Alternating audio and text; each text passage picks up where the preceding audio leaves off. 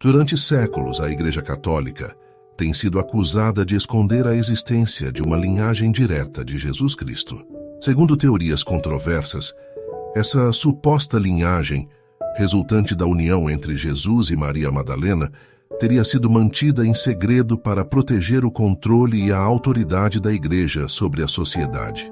A necessidade de apresentar Jesus como um ser divino e puro, livre de desejos terrenos, era fundamental para sustentar a imagem do Salvador e Messias. Nesse contexto, a prática do sexo, considerada pecado, não poderia ser associada a Jesus sem comprometer sua santidade e o fundamento da fé cristã. Para manter essa narrativa, Maria Madalena foi rebaixada e transformada em uma prostituta nas escrituras e tradições, desvirtuando seu verdadeiro papel e importância na vida de Jesus. Essa manipulação dos textos sagrados visava não apenas desacreditar qualquer possível ligação íntima entre Jesus e Maria Madalena, mas também assegurar que a linhagem sagrada permanecesse oculta. Supostamente, Jesus e Maria Madalena tiveram uma filha chamada Sara, cuja existência teria sido cuidadosamente escondida pela Igreja. O Santo Graal, uma das relíquias mais enigmáticas e buscadas da história, é cercado por uma miríade. Desde a Idade Média até os dias atuais, a natureza do Graal tem sido objeto de especulação e fascínio. Entre as várias interpretações e hipóteses que cercam essa relíquia, uma das mais controversas e modernas é a que sugere que o Santo Graal não é um objeto físico, sugerindo que ele não é um objeto, mas uma linhagem de sangue conhecida como sangreal.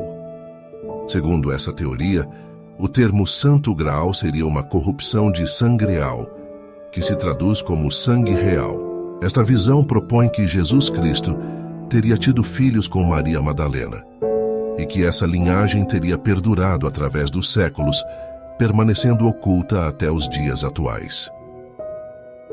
Essa teoria, popularizada pelo romance O Código da Vinci, de Dan Brown, apresenta uma perspectiva intrigante e revolucionária sobre o Graal, desafiando as crenças tradicionais e introduzindo um novo elemento de mistério na já rica tapeçaria de mitos do Graal. Essa teoria sugere que, ao longo da história, a Igreja teria empregado diversos métodos para suprimir informações e eliminar quaisquer traços que pudessem revelar a existência de descendentes de Jesus. A perseguição a grupos heréticos, a destruição de textos apócrifos e a difamação de figuras-chave foram estratégias usadas para manter o controle narrativo. O silêncio sobre a suposta linhagem de Jesus, incluindo sua filha Sara, não só perpetuou a doutrina oficial, mas também moldou a percepção do mundo cristão sobre a natureza e a missão de Cristo.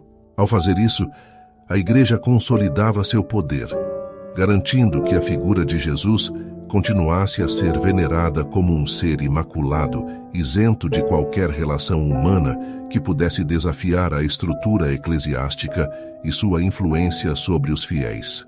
Os Cavaleiros Templários, uma ordem militar cristã fundada para proteger os peregrinos na Terra Santa, foram além de sua missão oficial. Sob o manto da proteção da Cidade Santa, eles secretamente buscavam um artefato perdido desde os tempos de Cristo, o Santo Graal. Este objeto, tão misterioso quanto poderoso, era cobiçado não apenas pela ordem, mas também pela própria Igreja. Em um momento crucial, os templários deixaram Jerusalém e dirigiram-se a Roma. Rumores se espalharam de que eles haviam chantageado ou sido subornados pela Igreja para manter o silêncio sobre suas descobertas. Este episódio intrigante levou o Papa a conceder aos templários poderes extraordinários por volta de 1300. Contudo, o poder dos templários se tornou uma ameaça para a Igreja Católica. Sob a ordem secreta do Vaticano, uma série de prisões simultâneas varreu a Europa em 13 de abril de 1307, uma sexta-feira declarada infame desde então. O Papa acusou os templários de heresia e adoração ao demônio, iniciando um plano meticuloso para erradicá-los e confiscar seus bens. Embora muitos tenham sido executados ou encarcerados, alguns templários sobreviveram, levando consigo o conhecimento e a obsessão pelo Santo Graal. Esta busca perdurou através dos séculos, alimentando mitos e lendas sobre o artefato que supostamente detém poderes divinos e segredos profundos da história cristã. Assim, a saga dos Cavaleiros Templários não é apenas uma história de bravura e fé, mas também um conto de intriga, conspiração e a eterna busca pelo misterioso Santo Graal. A história humana é repleta de mistérios profundos e segredos ocultos, entre os quais se destaca o enigma em torno de Jesus Cristo e sua possível descendência. Segundo algumas teorias, Jesus não apenas existiu como figura histórica, mas sua vida e ensinamentos foram moldados pela Igreja para controlar a sociedade. A ideia de que ele teria tido uma filha com Maria Madalena, chamada Sara, é um dos mais intrigantes e controversos segredos guardados através dos séculos. Outros especulam que o verdadeiro segredo pode estar além da figura de Jesus como a conhecemos. Teorias sugerem que no Monte Moriá, um portal para a essência do mundo poderia existir, revelando verdades transcendentais que a Igreja procurou esconder. Essas narrativas desafiam as interpretações tradicionais da história cristã, levantando questões profundas sobre o controle religioso e o conhecimento proibido. A habilidade da Igreja de manter tais segredos ocultos, ao longo dos milênios, tem alimentado teorias conspiratórias e mitos, enquanto a linhagem descendente de Jesus e Madalena, supostamente mantida em segredo, aguarda o momento certo para emergir e desafiar as narrativas estabelecidas. Esses enigmas continuam a intrigar e inspirar aqueles que buscam entender as origens e as verdades essenciais que moldam nossa compreensão da história e da fé. O Evangelho segundo Felipe, um dos textos encontrados entre os manuscritos de Nag Hammadi, não menciona explicitamente que Jesus se casou com Maria Madalena. No entanto, existem interpretações e passagens que sugerem uma relação íntima e especial entre eles. Por exemplo, o texto menciona Maria Madalena como companheira de Jesus e como alguém que ele amava mais do que a todos os discípulos. Essas referências têm sido interpretadas por alguns estudiosos como indicativas de uma relação matrimonial ou espiritual profunda entre Jesus e Maria Madalena, embora a natureza exata dessa relação permaneça objeto de debate e interpretação.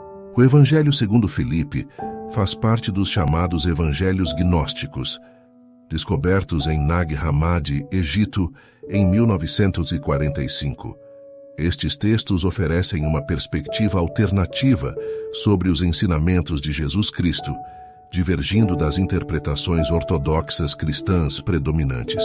O motivo pelo qual esses evangelhos, incluindo o de Felipe, foram rejeitados no Concílio de Nicéia, no ano 325 d.C., está diretamente ligado à tentativa da Igreja Católica de estabelecer uma ortodoxia unificada. Durante os primeiros séculos do cristianismo, havia uma diversidade de crenças e interpretações sobre quem era Jesus Cristo e qual era sua mensagem.